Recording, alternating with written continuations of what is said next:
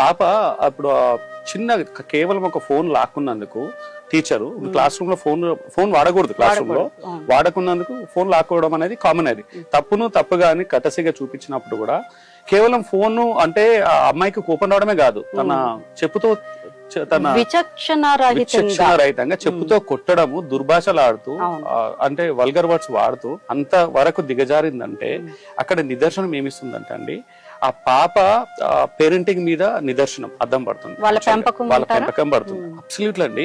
ఇక్కడ కేవలం టీచర్ నే కొట్టట్లేదు, ఇక్కడ ఏంటంటే నిదర్శనం వాళ్ళ ఇంట్లో వాళ్ళ తోబుట్టులను కావచ్చు, పేరెంట్స్ కావచ్చు, ఇంకెవరినైనా అలా చేయొచ్చు.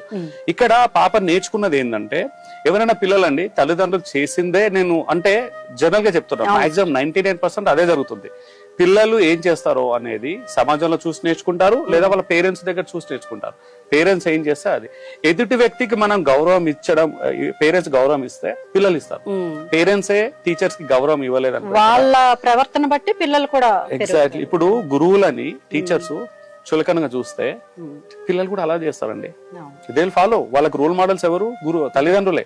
తల్లిదండ్రులు ఏం చేస్తే అది రోల్ మోడల్ పక్కన పెట్టు. ఈ రోజులు ఏమైందంటే ఎక్స్క్యూజ్ అవుతుంది. ఇప్పుడు విచిత్రం ఏంటంటే పేరెంట్స్ మేము ఇలాగే ఉంటాం, నువ్వు మాత్రం మంచిగా ఉండాలి.